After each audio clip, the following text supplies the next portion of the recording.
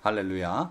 오늘 함께 은혜 받으실 말씀의 제목은 참된 경건, 부제목으로 고아와 과부를 돌보며, 이런 제목으로 함께 은혜를 나누겠습니다.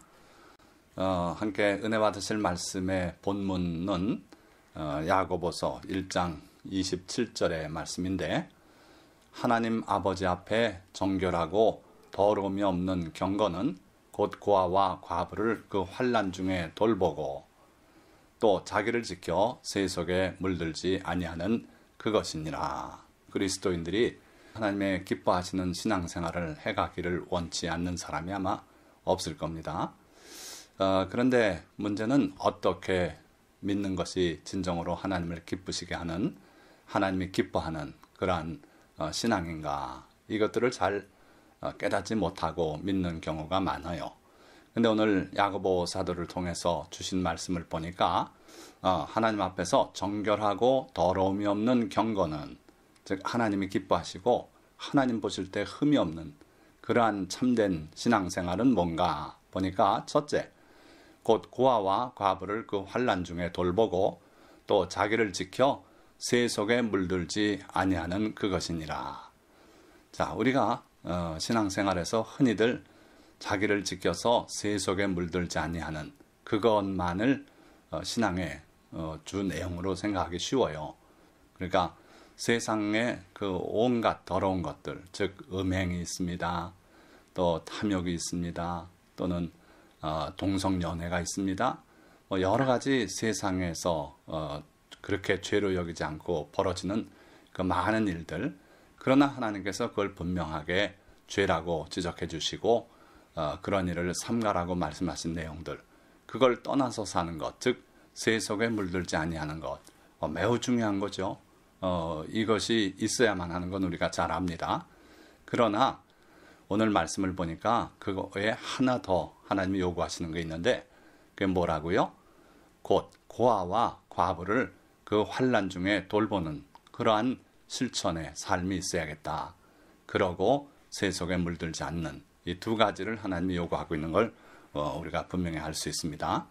자, 그래서 오늘 이 말씀을 깊이 이해하기 위해서 하나님은 어떤 분이시고, 그 하나님께서 우리 이 과부나 고아들을 위해서 주신 계명들은 어떤 것이 있는지, 또 우리 실제 교회의 모습은 어떠한지를 우리가 함께 살펴봄으로써 이 말씀을 깊이 이해하고 실천해서 하나님 앞에 인정받는 참된 신앙인들이 다 되시기를 주님의 이름으로 축원드립니다.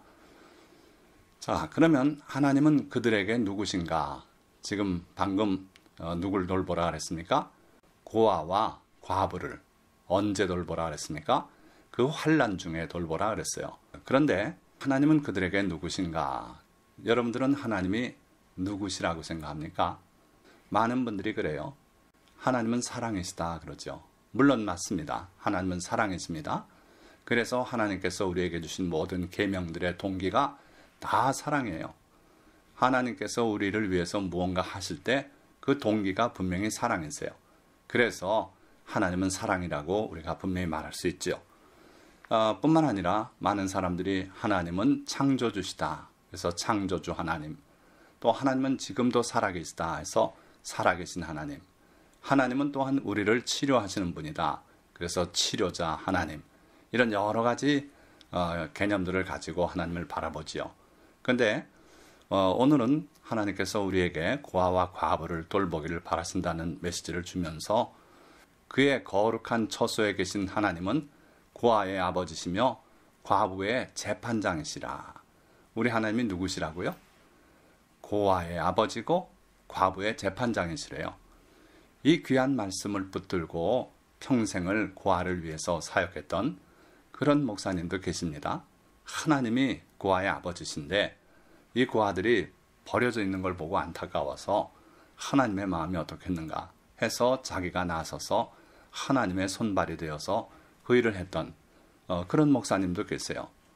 또 하나님은 과부의 재판장이시라. 그래서 예수님의 비유에도 보면은 그 과부가 못된 재판장에게 자기의 사정을 아뢰 때 재판장이 처음엔 안 듣죠. 그러나 끊임없이 아뢰 때 재판장이 결국은 이래가지고 내가 못 견디겠다 해서 들어주지 않습니까?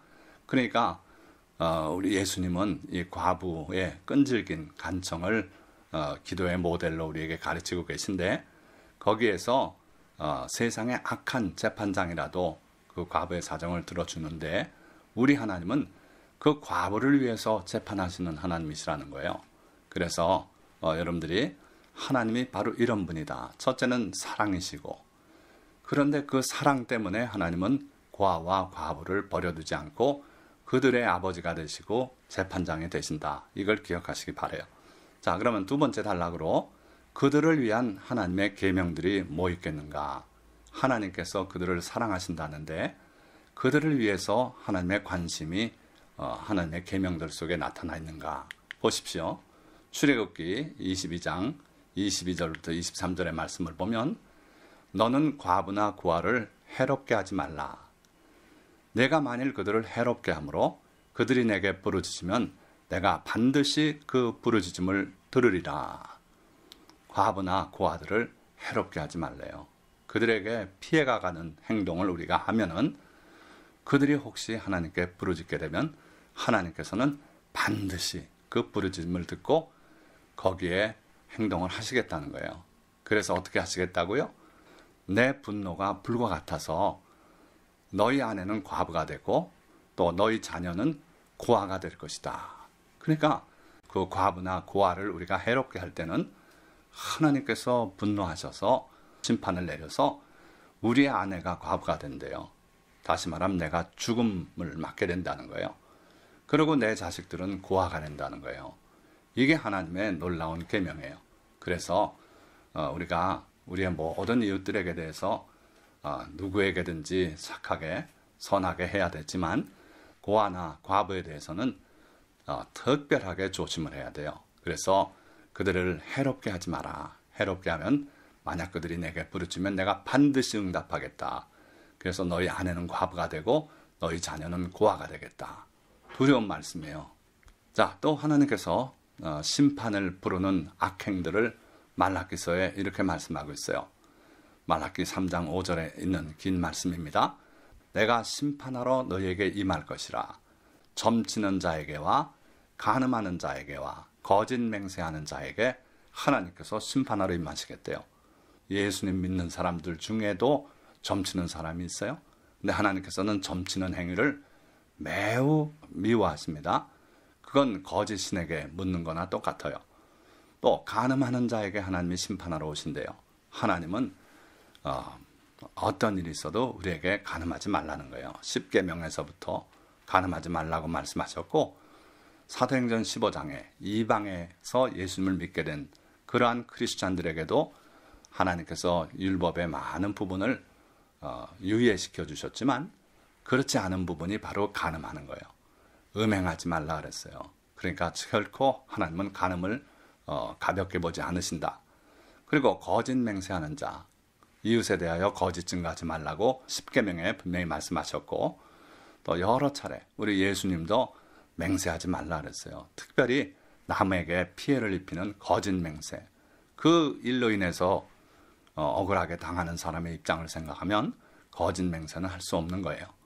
하나님께서는 거짓 맹세를 통해서 남에게 피해를 입히려고 한 사람에게는 눈에는 눈으로, 이에는 이로, 생명은 생명으로 갚아주라 그랬어요. 그 두려운 계명이 바로 거짓 맹세하는 자에게요. 자, 그런데 놀랍게 이러한 부류의 사람과 동일시 여기는 그러한 죄악이 있어요. 뭐냐면 품꾼의 싹스에 대하여 억울하게 하며 과부와 고아를 압제하며 나그네를 억울하게 하며, 자, 이런 행위도 간음하는 거나 마찬가지고 거짓 맹세하는 자와 마찬가지고 점치는 자와 마찬가지다 이거예요. 그러니까 품삯을 받고 하루하루 살아가는 그러한 가난한 우리 이웃들에 대해서 그의 품삯을 억울하게 해요. 하루 10만 원 주겠다고 해놓고 나중에 어쩌고 저쩌고 핑계대서 5만 원만 준다든지, 그나마 또 미뤘다가 나중에 준다 그러고 기업이 임금을 정산 안 하고 도산한다든지 뭐 이런 것들 많은 경우 있죠. 품꾼의 삭스에 대해서는 우리가 결코 억울하게 해서는 안 되고 하나님의 법은 해지기 전에 품삯을 반드시 주라 그랬어요. 왜냐? 그 품꾼은 품삯을 바라보고 일하는 거예요. 그게 그의 소망이에요. 그날 품삯 가지고 뭘 하겠다고 다 계획까지 있는 사람들이에요. 그래서 품꾼의 싹스에 대해서는 억울하게 해서는 안 됩니다. 그리고 바로 오늘 말씀의 주제가 되는 고아와 과부를 압제하지 말라 그랬어요. 그들은 빽이 없는 사람들이에요. 과부가 힘이 있겠습니까? 간혹 있겠죠. 그러나 대부분의 과부는 힘이 없어요. 빽이 없어요. 고아 역시 그렇습니다. 그래서 그 사람들을 압제하기 쉬워요. 마구 다스리고 억울하게 하고 그러고 나몰라라 하는 그런 경우들이 있는데 하나님이 보신다 이거예요. 그래서 과부와 고아를 압제하거나 나그네라는 것은 여행객을 말하는 건 아닙니다. 외국에서 여기까지 와서 취업해서 일하고 있는 그런 이주 노동자들을 주로 그 당시에 나그네라 그랬어요. 그 사람들은 고향을 떠나와 있고 그러지 않아도 서러운 일이 많은데 그들을 억울하게 하지 마라. 그래서 하나님은 이스라엘 백성에게는 이 나그네와 본토 그 이스라엘 백성이 같은 법이다. 차별하지 말라고 그렇게도 말씀했어요. 하나님을 믿노라고 하고 신앙생활을 한다고 하지만 이런 삶을 살면은 하나님은 그들을 결코 하나님을 경외하는 사람으로 인정 안 하시겠다는 거예요. 만군의 여호와가 말하였느니라. 하나님께서 친히 말씀하신 내용이에요. 자, 또 어떤 계명이 있습니까? 보니까 신명기 24장 21절에 내가 내 포도원의 포도를 딴 후에 그 남은 것을 다시 따지 말고 객과 고아와 과부를 위하여 남겨두라. 농사 짓다 보면은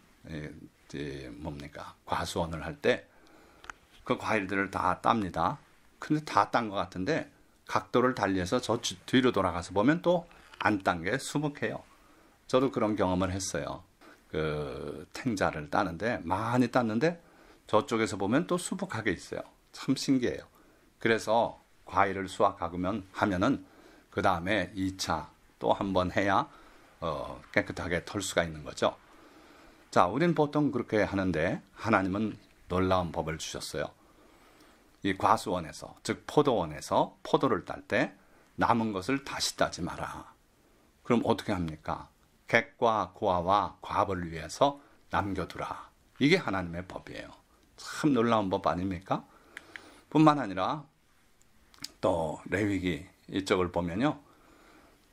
수확을 할 때 반 모퉁이까지 다 수확하지 말라 그랬어요. 모퉁이를 좀 남겨라. 그리고 단을 가지고 들어오다 흘린 거 있으면 다시 줍지 마라. 어떻게 하라고요? 썩어버리라고요? 아니고 가난한 자들, 고아나 과부, 객 이런 사람들이 와서 주워다 먹게 해라. 또 남은 모퉁이는 수확해서 먹게 해라. 이게 하나님의 법이에요. 그러니까 우리 하나님은 사랑이시라 그랬는데 그 사랑이 하나님의 계명에 잘 나타나 있어요. 특별히 누구를 위한 사랑?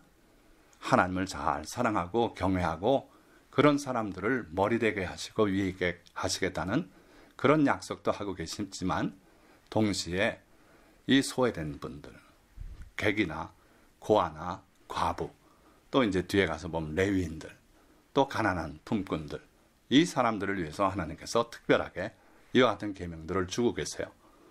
자, 이러한 계명들을 여러분들이 잊지 않고 마음에 두고 그렇게 실천하며 살면 또 우리 생활에 옛날과는 또 다르니까 여러분들은 농사 짓지 않잖아요. 그래서 여러분들의 삶에서 이 원리로 적용할 수 있는 부분이 있다면 그렇게 하십시오. 그러면 하나님께서 앞에서 약속한 신명기 28장 앞부분에서 약속하는 그 모든 복들이 성읍에서도 복받고 나가서도 복받고요.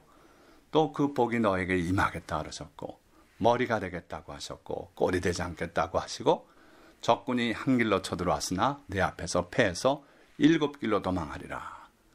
또 하나님의 치료의 광선이 발하여 너희를 치료하겠다고 하는 이 모든 축복의 말씀들이 그대로 이루어지겠다는 거예요. 이 말씀을 지킬 때 그렇게 하시겠다는 거예요. 그래서 여러분들이 객이나 고아나 과부를 위해서 특별한 관심과 배려를 베풀기를 주님의 이름으로 축원드립니다. 그게 하나님의 사랑의 명령이에요. 그렇게 할 때 여러분들이 또한 하나님의 사랑을 충만히 입게 될 줄 믿습니다. 자, 또 신명기 26장 12절 말씀에는 셋째 해, 곧 11조를 드리는 해에 내 모든 소산의 11조 내기를 마친 후에 그것을 레위인과 객과 고아와 과부에게 주어 내 서금 안에서 먹고 배부르게 하라. 자, 우리는 11조는 교회에 그냥 드리고 끝나는 줄 그렇게 생각하는 사람들이 많아요. 그러나 하나님의 법은요, 3년을 주기로 실행하게 돼 있죠. 그래서 첫째 해는 그 소산물의 10분의 1, 하나님께 미리 떼놓은 것을 가지고 하나님의 이름을 두시려고 택하신 성읍, 즉 그 당시 예루살렘이죠. 거기까지 가서 온 일가 친척이 함께 하나님 앞에서 즐거워하며 먹고, 그러고 레위인들 또는 객이나 고아, 과부들 이런 사람들까지 초청해서 함께 하나님 앞에서 그 제사를 드리고요. 그리고 둘째 해도 그렇고 셋째 해는 그렇게 하지 말고 내 성읍 안에 창고를 마련해서 거기 들어 쌓으라 그랬어요. 바로 이 제3년이 11조 드리는 해라고 여기 말씀하고 있어요. 그 11조 드리는 해는 제3년마다는 소산의 11조를 다 모아서 들어 쌓고, 그리고 다 쌓기를 마친 후에 그것을 누구에게 주라고요? 레위인과 객과 고아와 과부에게 주어서 내 서금 안에서 먹고 배부르게 하라. 이게 11조의 원형입니다. 오늘날 교회도 사실은 하나님의 이 계명을 알고 그대로 실천하는 게 필요해요. 그래서 11조로 헌금이 들어오면 일반 회계로 다 섞어서 그렇게 해가지고 교회 건축도 하고 인건비 주고 다 쓰는 그런 용도로 쓰지 말고 11조는 구제하는 쪽으로 쓰는 게 원래 하나님의 계명에 맞다 이거예요. 자, 이렇게 할 때 이 모든 복이 너에게 임하겠다 그랬어요. 너에게 미치겠다 그랬어요. 그래서 하나님이 약속하신 너희 중에 가난한 자가 없겠다. 너희는 구워줄지라도 꾸지 않겠다. 머리가 되고 위에만 있고 아래 내려가지 않고 외적이 침범해와도 하나님께서 그들을 7길로 쫓아버리시는 이러한 복이 있겠다. 장수하겠다. 이 모든 복이 이 하나님의 계명을 준수할 때 우리들에게 주어지겠다 하는 거예요. 자, 뿐만 아니라 말라기서에는 하나님께서 말라기 선지자를 통해서 이렇게 약속하시죠. 나를 한번 시험해 봐라. 이렇게 온전하게 첫째 해는 먹고 둘째 해 먹고 셋째 해는 창고에 들여서 구제 양식으로 쓰는 그 방식을 너희가 온전하게 따르고 순종하면은 내가 너희에게 너희 창고에 쌓을 곳이 없도록 복을 붓지 아니하나 보라 하고 나를 시험해 보라까지 그러셨어요. 그러니까 바로 이 11조 계명도 하나님께서 누굴 위해서 주신 겁니까? 우리를 위해서 주신 것이지만 또 그 양식을 먹고 혜택을 받을 사람들이 바로 레위인과 객과 고아와 과부들이다 하는 거예요. 그래서 하나님은 레위인과 객과 고아와 과부들에 대한 특별한 관심을 가지고 우리에게 그들을 돌보라고 명하고 계신 겁니다. 자, 여기서 우리가 하나 또 생각해 볼 거는 여러분들 하나님이 주신 많은 계명들이 크게 둘로 나눌 수 있어요. 하나는 소극적인 계명이고 하나는 적극적인 계명입니다. 소극적인 개념은 주로 뭐뭐 하지 말라라는 계명이에요.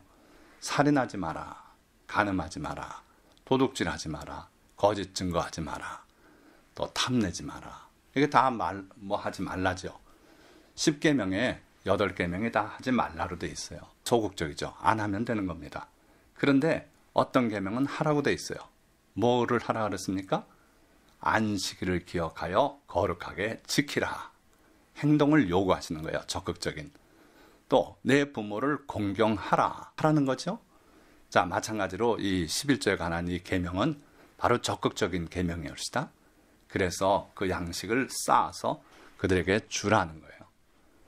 그렇게 할 때 하나님의 넘치는 복이 우리에게 임할 줄 믿습니다. 그래서 여러분들 하나님의 적극적 계명을 실천하는 그 기쁨이 여러분들에 있기를 바라요. 단지 소극적 계명을 내가 그걸 범하지 않고 그렇게 하는 거, 그것도 필요하지만 적극적 계명을 실천하는 여러 성도님들 다 되시기를 주님의 이름으로 축원합니다. 자, 하나님께서 그렇게 자랑스럽게 여겼던 의인 욥, 그의 삶이 어떠했는가? 욥이 스스로 고백한 내용이 있죠. 내가 언제 가난한 자의 소원을 막았거나 과부의 눈으로 하여금 실망하게 하였던가? 나는 혼자 내 떡덩이를 먹고 고아에게 그 조각을 먹이지 아니하였던가? 이런 일이 결코 없었다는 거예요. 그러니까 하나님께서 욥을 사랑하고 사탄에게 자랑을 2차례나 하셨던 그 이유가 보니까 그의 삶이 이러했어요. 그래서 가난한 자의 소원을 막은 적이 없어요. 가난한 사람이 와서 겨울인데 옷 한 벌 내주시면 안 되겠습니까? 그럴 때 2벌씩 주고 이런 식의 삶을 살았다는 거예요. 또 과부가 자존심 때문에 감히 와서 뭐라고 얘기하고 뭘 달라고 못해도 그 어려운 실정에 있는 과부를 욥이 알고 그들에게 베풀었다는 거예요. 또 자기 집에서 잔치를 벌리고 한다면 먹지 못하고 있는 고아들을 생각해서 그들에게도 떡을 나눠 주었다는 거예요. 이런 삶이 바로 하나님이 사랑하는 성도들의 올바른 삶이다 이거예요. 그래서 여러분들은 특별히 고아와 과부들, 또 품꾼들, 또 우리 한국에 와 있는 그 외국인 노동자들, 또는 목회자인데 개척교회 목사님들이 너무 어렵습니다. 그들이 바로 구약시대에 자기 기업이 없는 레위인들에 해당돼요. 이들을 여러분들이 잊지 마시고 늘 기억하고 돌볼 수 있는 그런 여러분들 되시기 축원드립니다. 자, 마지막으로 그리스도인과 그들 관계를 한번 살펴보려고 그래요. 오늘 본문 말씀으로 소개한 바로 야고보서 1장 27절 다시 한번 봅니다. 하나님 아버지 앞에서 정결하고 더러움이 없는 경건은 곧 고아와 과부를 그 환난 중에 돌보고 또 자기를 지켜 새 속에 물들지 아니하는 그것이니라. 새 속에 물들어서는 안 된다는 거예요. 세상에 어떻게 굴러가든 여러분들은 하나님의 계명을 따라서 그렇게 살아야 한다는 거예요. 그러면서 하나 더 요구하시는 것은 우리가 잊고 지나기 쉬운 우리 주변의 어려운 이웃들, 곧 고아와 과부들, 그들을 그 어려움 중에서 환난 중에 있는 그 사정을 우리가 보고 그러고 돌보라는 거예요. 바로 이러한 삶을 하나님께서 우리에게 요구하시고 예수님께서 우리에게 교훈으로 가르치신 겁니다. 자, 여러분들 초대교회 예루살렘에 있었던 최초의 교회가 7 집사를 세우게 되지 않습니까? 그 7 집사를 세운 이유가 뭡니까? 무슨 사건 때문에 세웠습니까? 당시에 교회가 급성장을 했어요. 하루 사이에 3,000명이 세례받고 그 다음에는 또 수천 명이 세례받고 이러면서 예루살렘이 온통 그리스도인들로 꽉 차게 되죠. 자, 그런데 그 와중에서 놓치지 않고 했던 일이 뭐냐 하면 교회가 과부들을 돌봤어요. 과부들을 돌보는데 문제가 생겼어요. 그 지역에 살고 있는 유택의 과부들은 혜택을 잘 입었어요. 매일 하는 구제에 명단이 있어서 들어와서 끼어서 구제를 받고 그랬어요. 그런데 헬라어를 쓰고 저 외지에 나가 있던 그 유대인들, 그를 헬라파 유대인이라 그래요. 근데 그 과부들이 그 과부 명단에서 빠지고 구제를 못 받았어요. 그래서 그 헬라파 사람들이 원망을 했어요. 그래가지고 그 사정을 알고 사도들이 결국 내린 결정이 뭐냐면 집사를 뽑자. 너희 가운데 지혜롭고 성령이 충만한 자, 그리고 지역사회에서 명성 있는 자, 그러니까 욕먹지 않고 다 인정받는 사람, 7사람을 택하라. 그래가지고 7사람을 세워서 빌립이라든지 스데반이라든지 쟁쟁한 그 7 집사를 세우고 안수하고 집사로서 일을 하겠어요. 무슨 일 했습니까? 바로 이 과부들, 고아들, 구제하는 일, 이걸 전담으로 했어요. 사도들은 뭘 합니까? 우리는 기도와 말씀 사역에 주력하겠다 해가지고 이런 행정적인 업무, 주변에 구제하는 일, 교회가 반드시 해야 되는 일이에요. 그거를 감당하도록 7 집사를 세웠어요. 그러니까 우리 그리스도인들 또는 교회의 중요한 사명 중에 하나가 바로 이 구제고 그 구제의 주 대상이 과부고 고아고 그렇다는 거예요. 자, 그런데 대한민국에서는 이런 일이 오늘날 벌어지고 있어요. 교회에서 쫓겨나는 홀사모님들이에요. 자, 이거 홀사모라는 단어를 바로 여기 사진에 나와 있는 이에스더 목사님이 쓰신 새로운 단어입니다. 무슨 뜻입니까? 홀로 되신 사모님, 목사님 부인이었어요. 근데 목사님이 먼저 갑자기 뜻하지 않게 세상을 뜨시니까 사모님이 홀로 되셨어요. 미망인이 됐어요. 이런 분을 이에스더 목사님이 자신도 그런 입장이었습니다. 그분들을 홀사모라고 이름을 붙였어요. 없던 명칭이에요. 그러고 그들의 사정이 어려운 걸 누구보다 잘 알아요. 자신이 그걸 겪었으니까. 그러니까 교회에서는요, 새 목사님이 오시잖아요. 그분 모시는데 힘이 부족할 정도로 우리 한국 교회들의 그 작은 교회들이 되게 그렇습니다. 그러다 보니까 먼저 계시던 목사님의 홀사모님은 밖으로 나가셔야 돼요. 사택도 없어요. 쫓겨나와요. 그래서 어쩌면은 하나님이 우리 보고 도우라고 부탁하신 그 네 부류의 사람들 중에 두 가지 요소를 같이 갖고 있는 분들이 홀사모예요. 레위인의 성격을 가지고 있죠. 목회자 사모였으니까. 그리고 또 과부의 성격, 과부예요. 성격이 아니라. 그러니까 두 가지 요소를 겸하고 있는 분들이 홀사모인데 그분들을 적극적으로 모시고 생계를 돌봐드리고 이래야 옳지 않습니까? 그런데 냉철하게 나가게 하고 그 다음엔 관계가 끊어져요. 먼저 교회와. 그래서 그런 분들을 모아서 30여 명을 거느리고 지난 20여 년간 지난 30여 년간 그들을 거느려 오신 분이 바로 이에스더 목사님이고 그분이 하는 사역의 그 선교회 이름이 홀사모 선교회예요. 자, 그래서 우리가 이런 분들을 도와야 하지 않겠나 하는 거죠. 하긴 뭐 예수님도 문 밖에 나와서 교회에 못 들어가고 내가 문을 두드려 놓으니 문을 열라고 말씀하시는 그러한 시대니까 사모님들, 홀사모님들이 이런 대접받는 게 놀라울 건 없어요. 그러나 여러분들은 그들을 돌볼 수 있는 그런 믿음의 사람들이 되시기를 주님의 이름으로 축원드립니다. 자, 말씀을 맺습니다. 사랑이신 하나님은 또한 고아의 아버지시며 과부의 재판장이십니다. 그 하나님은 우리에게 내 이웃을 내 몸과 같이 사랑하라고 명하셨습니다. 자, 그 중에서도 우리가 특별한 관심을 가지고 긍휼을 베풀며 돌봐야 할 이웃은 우리 가운데 살고 있는 객들, 또 고아와 과부, 그리고 가난한 사람들과 레위인, 성직자들입니다. 그들의 어려움을 돌보며 또한 우리 자신을 지켜 세속에 물들지 않는 것이 참된 경건이며 그것이 없으면 우리 신앙은 위선이며 거짓된 것일 뿐입니다. 그래서 오늘 말씀을 기억하시고 우리 모두 주님의 마음을 품고 이들에게 선을 행함으로 주님의 크신 복이 우리에게 넘치는 한 해가 되시기를 주님의 이름으로 축원드립니다. 기도하겠습니다.